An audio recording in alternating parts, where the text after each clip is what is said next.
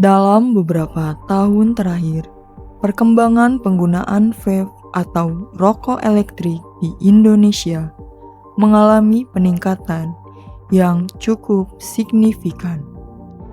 Vape tidak hanya menjadi alternatif bagi perokok konvensional, tetapi juga berkembang menjadi bagian dari gaya hidup, khususnya di kalangan anak muda.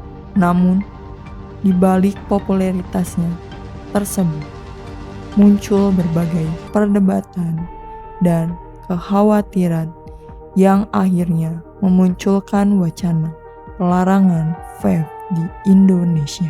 Pada rapat Komisi 3 DPR tanggal 7 April 2026, Kepala BNN Komjen Suyudi Aryo Seto mengusulkan larangan total peredaran vape di Indonesia karena ditemukannya zat narkotika etomidate dalam sampel vape. Apakah ini menjadi langkah yang tepat pemerintah untuk melakukan pelarangan total vape di Indonesia atau menjadi keputusan yang blunder dan kontraproduktif? Mari kita bahas dengan narasi ini. Isu ini menjadi semakin hangat karena adanya dorongan dari berbagai pihak, termasuk lembaga kesehatan dan aparat penegak hukum, yang menilai bahwa vape memiliki potensi risiko yang cukup besar. Hal ini kemudian menimbulkan pertanyaan besar di tengah masyarakat. Apakah vape benar-benar akan dilarang secara total di Indonesia? Jika dilihat dari kondisi saat ini, vape sebenarnya masih legal di Indonesia. Pemerintah tidak melarang penggunaannya, namun telah menetapkan berbagai regulasi untuk mengontrol peredarannya. Produk vape dikenakan cukai, memiliki batasan usia pengguna, serta diatur dalam hal distribusi, iklan, dan pelabelan.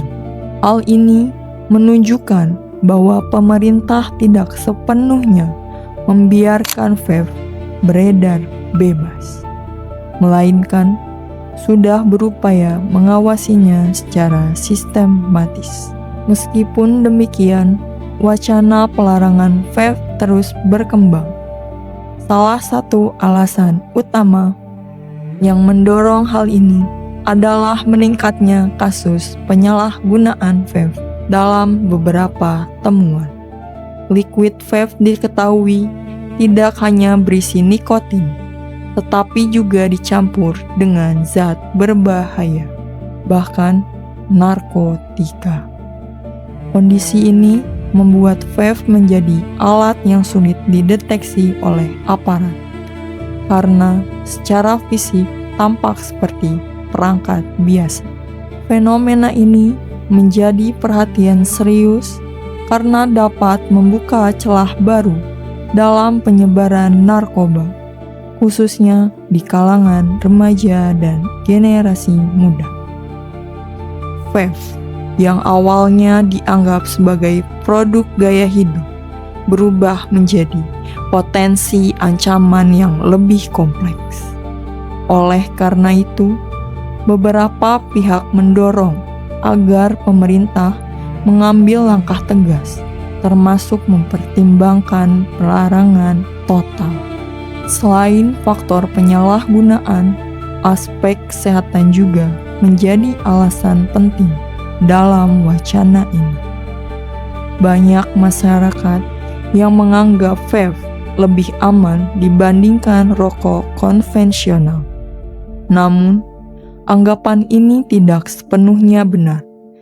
Vape tetap mengandung nikotin yang bersifat adiktif, serta zat kimia lain yang berdampak pada kesehatan paru-paru dan sistem pernapasan. Lebih jauh lagi, dampak jangka panjang dari penggunaan vape masih belum sepenuhnya diketahui. Ketidakpastian ini membuat vape dianggap sebagai ancaman laten yang berpotensi menimbulkan masalah kesehatan. Faktor berikutnya adalah meningkatnya penggunaan vape di kalangan anak dan remaja. Tren ini menjadi perhatian serius karena generasi muda merupakan kelompok yang paling rentan terhadap pengaruh gaya hidup. Banyak remaja yang tertarik mencoba vape karena dianggap lebih modern, memiliki banyak varian rasa, serta tidak menimbulkan bau seperti rokok biasanya. Tanpa pengawasan yang ketat, kondisi ini dapat menyebabkan peningkatan jumlah pengguna nikotin sejak usia dini. Hal ini tentu bertentangan dengan upaya pemerintah dalam menciptakan generasi yang sehat dan produktif.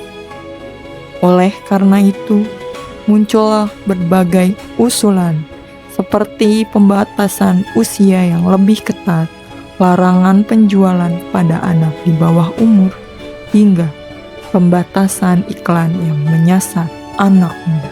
Di sisi lain, wacana pelarangan vape tidak lepas dari pro dan kontra. Para pelaku industri vape menilai bahwa pelarangan total bukanlah solusi yang tepat.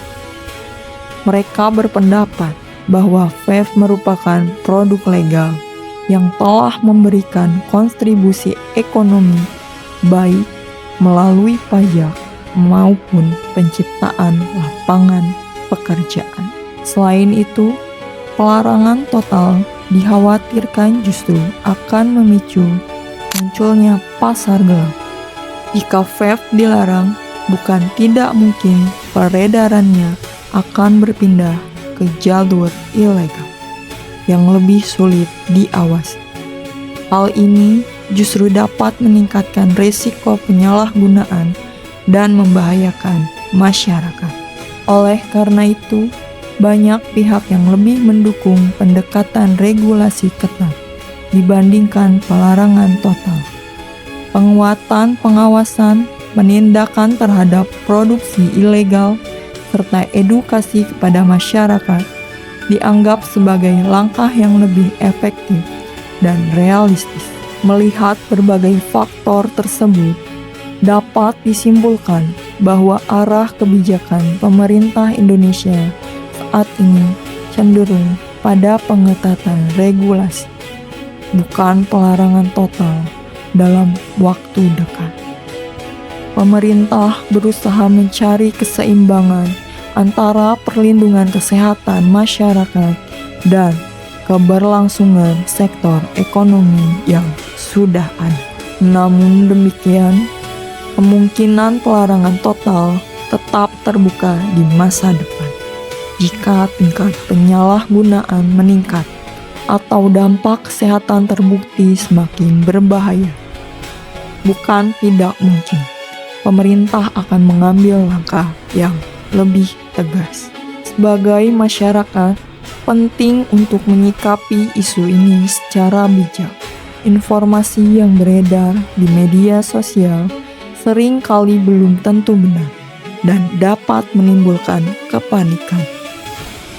Oleh karena itu, kita perlu memahami bahwa kebijakan pemerintah biasanya melalui proses panjang dan pertimbangan yang matang. Selain itu, kesadaran individu juga menjadi kunci utama. Terlepas dari legal atau tidaknya vape, penggunaan produk yang mengandung zat adiktif tetap memiliki resiko. Oleh karena itu, penting bagi setiap individu untuk mempertimbangkan dampaknya terhadap kesehatan dan masa depan. Wacana pelarangan vape di Indonesia merupakan isu yang kompleks dan melibatkan berbagai aspek, mulai dari kesehatan, hukum, hingga ekonomi. Saat ini, vape memang belum dilarang secara total, namun pengawasannya semakin diperketat. Ke depan, arah kebijakan akan sangat tergantung pada perkembangan situasi dan bagaimana masyarakat serta pemerintah merespon tantangan yang ada. Dengan demikian, isu ini bukan hanya tentang boleh atau tidaknya vape digunakan, tetapi juga tentang bagaimana kita sebagai masyarakat dapat menjaga keseimbangan antara kebebasan, kesehatan, dan tanggung jawab sosial.